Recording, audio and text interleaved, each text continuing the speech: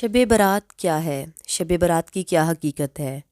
کیا 15 شعبان ایسا دن ہے کہ اس رات اسپیسیفک نفلی عبادات کرنا، حلوے پکا کر بانٹنا، روحوں کو ثواب پہنچانا، نہانا دھونا تیار ہونا، یہ سب جائز ہے؟ شب برات کے بارے میں ہماری عوام میں بہت بحث و مباحثہ پایا جاتا ہے۔ سب سے پہلے تو ہم مسلمان کیا چاہتے ہیں یہ سوچیں آپ۔ ہم یہی چاہتے ہیں نا کہ اللہ سبحانہ تعالیٰ ہم سے راضی رہے، اور جو اللہ کی تعلیمات ہم تک پہنچی ہے اس پر ہم عمل کریں گے تو ہی اللہ ہم سے راضی رہے گا۔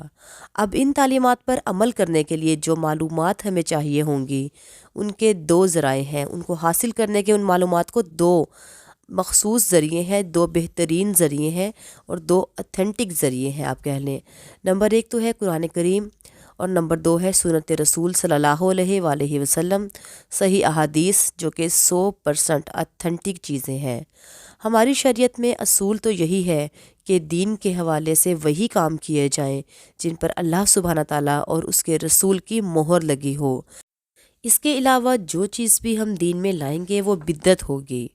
سب سے پہلے تو آپ یہ دیکھیں کہ شعبان کے مہینے کی فضیلت جو ہے اس حوالے سے ضرور موجود ہے کہ آپ صلی اللہ علیہ وآلہ وسلم پورے سال میں رمضان کے علاوہ اور کسی مہینے میں اتنے روزے نہیں رکھتے تھے جتنے کہ شعبان کے مہینے میں رکھتے تھے، لیکن اس کے ساتھ ساتھ آپ صلی اللہ علیہ وآلہ وسلم نے 15 شعبان کے بعد روزے رکھنے سے منع فرمایا، کیونکہ آگے رمضان ہوتا ہے تو ہمارا جسم کمزوری کا شکار نہ ہو جائے۔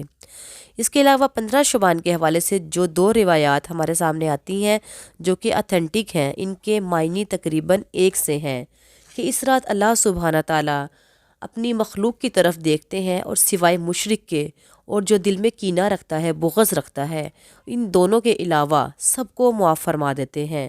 تو اگر آپ میں ایمان کی کمی ہے یا آپ کینہ رکھتے ہیں، کسی کے بارے میں بری سوچیں یا بغض رکھتے ہیں، تو اپنے دل کو 15 شعبان سے پہلے صاف کر لیں۔ اب آتے ہیں ان ڈھیروں روایات کی طرف جو کہ سندن کمزور ہیں یا من گھڑت ہیں۔ پہلی بات تو یہ کہ یہ کہنا کہ روحیں نکلتی ہیں، روحوں کا نکلنا ہمارے دین میں کہیں بھی نہیں ہے۔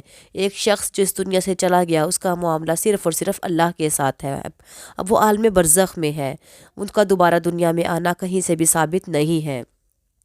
اور یہ کہنا کہ روحوں کی عید ہوتی ہے یہ بھی سراسر غلط ہے۔ قرآن کریم اس رات میں نازل ہوا، بعض لوگ یہ بھی کہتے ہیں، اور کچھ احادیث کہ اللہ سبحانہ تعالیٰ دنیاوی آسمان پر آتے ہیں۔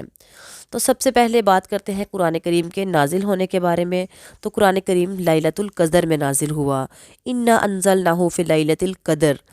اور دوسری بات یہ کہ اللہ سبحانہ تعالیٰ دنیاوی آسمان پر تشریف لاتے ہیں کہ ہے کوئی مانگنے والا، ہے کوئی مغفرت یا بخشش مانگنے والا، یا دنیا اور آخرت کے لیے کوئی چیز مانگنے والا۔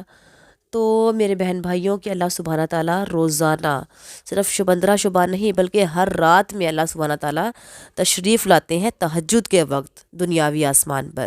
اس وقت اٹھ کر عبادتیں کریں، اللہ سے مانگیں، اللہ عطا فرمائیں گے۔ اور اس کے علاوہ آپ نے ایک جو بنا لیا ہوا ہے ہم لوگوں نے کہ قبرستان جانا ہی جانا ہے 15 شعبان کو، اور یہ کہنا کہ آج مردے جو ہمارا انتظار کر رہے ہوں گے ان کے لیے حلوے پکا کر بانٹنا، نہا دھو کر تیار ہو کر قبرستان جانا، یہ سب کچھ من گھڑت ہے۔ خدا را ان سب چیزوں سے بچے، ان کا وجود ہمارے دین میں نہیں ہے۔ اس کے علاوہ جو ہے جتنی بھی روایات عبادت کے حوالے سے آتی ہیں کہ اتنے نوافل پڑھیں گے اور اس طریقے سے پڑھیں یا اس طرح عبادت کریں، تو یہ سب کچھ من گھڑت ہے اور موضوع ہے۔ ایسی کسی بھی چیز کو آگے منتقل نہیں کریں، فارورڈ نہیں کریں۔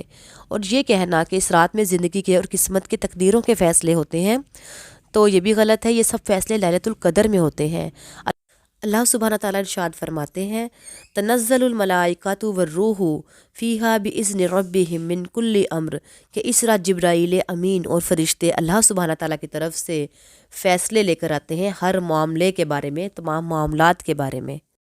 اچھا، اب جتنی چیزیں بیان کی جا چکی ہیں، جو کچھ ہمارے معاشرے میں روایات پھیل چکی ہیں شب برات کے بارے میں، ان سب باتوں میں سے صرف جو ہے نا عبادات، اس میں جو ہے نا جمہور کا اتفاق ہے کہ عبادت کرنی چاہیے، لیکن ایک طریقے سے کرنی چاہیے، انفرادی عبادت کرنی چاہیے۔ جو مخصوص طریقے عبادات کے ہم نے بنا لیے ہیں کہ ایک مخصوص جگہ پر اکٹھے ہو کر جماعتیں بنا کر جو ہے جانا ہے اور اگر بتیاں لگانی ہیں، لائٹنگ کرنی ہے، چراغاں کرنا ہے، یہ سب جائز نہیں ہے۔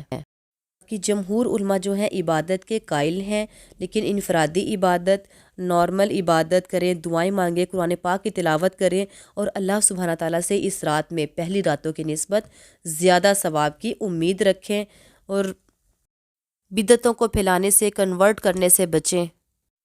اور بالکل یہ بھی نہ کہیں کہ اس رات کی کوئی فضیلت ہے ہی نہیں، اس رات کی فضیلت ہے، لیکن جو نئی نئی بدعات اس بارے میں جو نہ کہ قرآن پاک سے ثابت ہے، نہ ہی حدیث نبوی سے ثابت ہے، نہ تابعین سے، نہ تبع تابعین سے، نہ جو ہے آپ صلی اللہ علیہ وسلم کے فالوور سے ثابت ہیں، تو ان چیزوں سے جو ہے نا بچیں، کیونکہ وہ سب بدعات ہیں، اور کوشش کریں کہ ان چیزوں کو پروموٹ نہ کریں، اپنے آنے والے بچوں کو، آنے والی نسلوں کو ان چیزوں کے بارے میں سمجھائیں۔ اللہ سبحانہ تعالیٰ آپ کو اور مجھے، ہم سب کو دین کی سمجھ عطا کرے، ہمیں دین کو سمجھنے کی توفیق عطا فرمائے، اور اس پہ عمل کرنے کی توفیق عطا فرمائے۔ آمین ثم آمین۔